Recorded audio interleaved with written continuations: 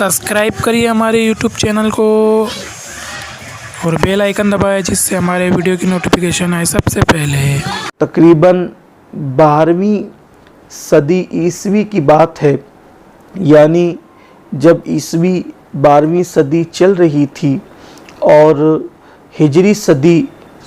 जो है वो छठी सदी हिजरी थी और 12वीं सदी ईस्वी थी। वो अय्याम इंतहाई पूरी दुनिया के अंदर बड़े इनकलाब आफरी थे और हुस्न इत्तिफाक के वो मुक़द्दस सदी हुज़ूर पीराने पीर दस्तगीर सरकार गौसुल आज़म शेख अब्दुल क़ादिर जिलानी और सैयदी कुतुबुल अक़ताब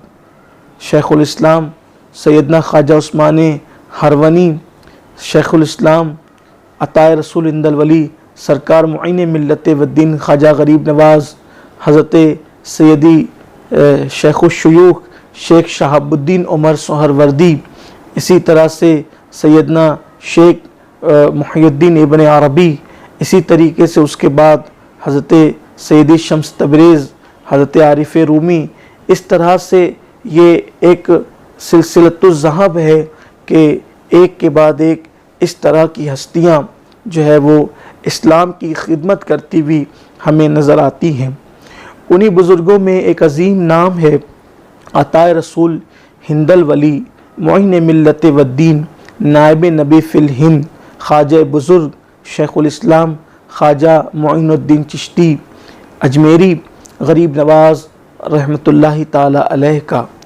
दरअसल हिंदुस्तान की सरज़मीन इब्तिदाई दिनों से ही मोहब्बतों की, प्यार की, उख़ुव्वत की सरज़मीन है। अल्लाह तबारक व तआला ने हमारे मुल्क हिंदुस्तान की सरज़मीन को गैरतों से भी नवाजा, हमीयत से भी नवाजा, बहादुरी से भी नवाजा, सोज़ो गुदास से भी नवाजा और फलों के अंदर उसने लज्जतें बख्शी। हिंदुस्तान की जड़ी बूटियों में अल्लाह ने शिफा रखी। हिंदुस्तान की सरज़मीन में प्यार है, मोहब्बत है, अमन है, उख़ुव्वत है, भाईचारगी है। तो ये ज़मीन चूँकि मोहब्बतों की ज़मीन है और तारीख़ी मोतबर शवाहिद इस बात का ऐलान करते हैं कि ये वही मोहब्बतों की, अमन की, प्यार की ज़मीन है जहाँ पर दुनिया का पहला इंसान हज़रत सैयदना आदम अलैहिस्सलाम की शक्ल में जलवगर हुए और यही वो मुक़द्दस और बरकत वाली ज़मीन है जहाँ पर दुनिया में सबसे पहले अज़ान का नगमा गूंजा, सबसे पहले यहाँ नमाज़ पढ़ी गई। और उसकी शक्ल ये है कि जब आदम अलैहिस्सलाम रूए ज़मीन पर तशरीफ़ लाए, उस ज़मीन पर अंधेरा था और आपको वहशत हो रही थी, तो उस वक्त तो अल्लाह तबारक व तआला ने हज़रत जिब्रील अलैहिस्सलाम सैयदुल मलाइका को भेजा, तो वो तशरीफ़ लाए और उन्होंने हज़रत आदम अलैहिस्सलाम के करीब अज़ान के कलमात पढ़े, जिससे हज़रत आदम अलैहिस्सलाम की वहशत दूर हो गई और हज़रत आदम अलैहिस्सलाम को सुकून नसीब हुआ और फिर अंधेरा उजाले में तब्दील हुआ और फिर हज़रत आदम अलैहिस्सलाम ने अल्लाह की बारगाह में सजदे शुक्र अदा किया। तो इस तरह से पहली अज़ान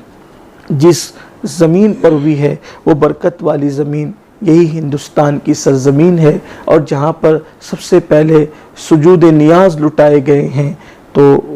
ये वो ज़मीन भी हमारे मुल्क प्यारे हिंदुस्तान की सरज़मीन है। हिंदुस्तान की सरज़मीन शुरू ही दिन से ये अहलुल्लाह की ज़मीन रही है। हज़रत सैयदना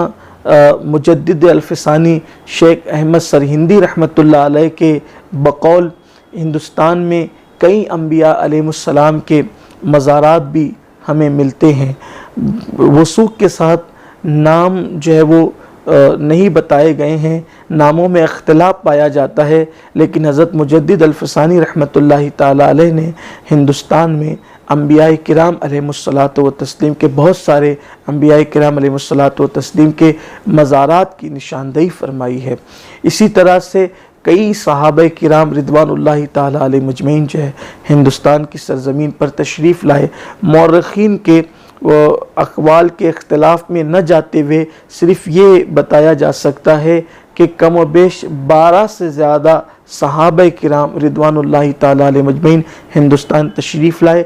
بعض آ کر واپس تشریف لے گئے اور بعض آ کر یہیں ہو کر رہ گئے، جیسے حضور علیہ السلام کے بڑے عظیم اور جلیل القدر صحابی حضرت سیدنا تمیم داری انصاری رضی اللہ تعالیٰ عنہ کا مزار اقدس ہندوستان کی سرزمین پر مدراس میں یعنی چنئی کی سرزمین پر موجود ہے. اس طرح سے سیدی عبداللہ شاہ چنگال ہے، اور اس طرح سے بہت سارے حضور اکرم صلی اللہ علیہ وسلم کے صحابہ، اور بالخصوص ان میں سے ایک نام حضرت سیدی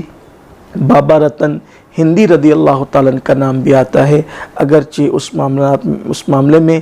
محققین کے مختلف اقوال ہیں، لیکن ہم محققین کے اقوال کی طرف گئے بغیر صرف میں جو ہے وہ آپ کے سامنے ایک سرسری بات پیش کر رہا ہوں. جس کو تحقیق کرنی ہو پھر وہ جو ہے وہ مزید اپنے ذوق کے مطابق مطالعہ کر سکتا ہے. تو یہاں یہ زمین انبیاء کی زمین، یہ زمین پہ صحابہ کرام کے قدوم تشریف لائے. اسی طرح سے پھر بعد میں اس مقدس سرزمین پر صوفیاء کرام کی آمد ہوئی، اور صوفیاء کرام میں سب سے پہلے جو چونکہ سلسلہ قادریہ، سلسلہ چشتیہ، سلسلہ نقشبندیہ، سلسلہ سہروردیہ، اور یہ 4 معروف سلسلے، اور ان کے علاوہ سلسلہ رفاعیہ، سلسلہ مداریہ، اور بھی جو بزرگان دین ہیں، وہ سارے سلاسل کا فیض ہندوستان کی سرزمین کو ملا ہے. لیکن سب سے زیادہ احسان اگر سرزمین ہند پر اسلام کی خدمت کے حوالے سے کسی سلسلے کا یہاں پر آیا ہے، اور سب سے پہلے آیا اور سب سے زیادہ جو چھما چھم برسا ہے، وہ سلسلہ چشت اہل بہشت کا ہے. سب سے پہلے اس سرزمین پر سلسلہ چشتیہ کے جو بزرگ تشریف لائے، حضرت سید ابو محمد چشتی رحمت اللہ تعالیٰ علیہ ہیں، جو حضور غریب نواز کے پیروں کے پیروں کے پیروں میں سے ہوتے ہیں، پیروں کے پیروں کے پیر ہوتے ہیں، اور بڑی عظیم ہستی ہے جو تقریباً جو ہے وہ 4 صدی ہجری میں ہندوستان تشریف لائے تھے، لیکن آنے کے بعد آپ تشریف بھی لے گئے. مگر اللہ تبارک و تعالیٰ نے یہ سلسلہ جو حضور غریب پرور، بندہ نواز، غریب نواز، کرم نواز سیدنا شیخ معین الدین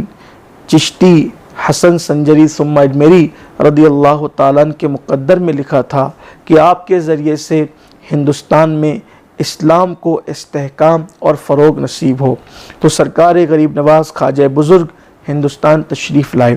دیکھیے، عام طور پر مطالعے کی کمی یا جو ہے وہ علمی نقائص کی بنیاد پر انسان جو ہے وہ غلط سمت میں چل پڑتا ہے. صوفیاء کرام کی خصوصیت یہ ہے، دراصل یہ جو صوفیاء ہوتے ہیں انہیں صوفی کہا اس لیے جاتا ہے کہ یہ اللہ کے سوا سب سے کٹ جاتے ہیں، اپنے دل سے دنیا کی محبت کو یہ نکال دیتے ہیں، اور یہ اللہ تبارک و تعالیٰ کی محبت میں اتنا غرق ہو جاتے ہیں، اتنا ڈوب جاتے ہیں کہ انہیں کھانے پینے سونے کے اندر ذوق و شوق نہیں رہتا، بلکہ یہ بقدر ضرورت کھاتے ہیں، بقدر ضرورت سوتے ہیں، بقدر ضرورت پہنتے ہیں، اور ان کی پوری توجہ اپنے معبود برحق اور اللہ تبارک و تعالیٰ کی طرف ہوتی ہے. گویا یہ دنیا میں رہ کر کے تارک دنیا ہوتے ہیں. حالانکہ اسلام کے اندر رہبانیت نہیں ہے، لیکن اسلام یہ کہتا ہے کہ جنگلوں میں بھاگ کر یا جنگلوں میں بیٹھ کر عیش پرستی کرنے کی بجائے عیش کے درمیان رہ کر عیش سے تعلق کو توڑ لیا جائے، یعنی دنیا میں رہ کر کے دنیا سے تعلق کو توڑ لیا جائے. جیسے کہ بڑا مشہور سا قول ہے حضرت سیدنا امام غزالی رحمۃ اللہ علیہ کا کہ انسان کی مثال جو ہے وہ کشتی کی ہے اور دنیا کی مثال دریا کی ہے. جب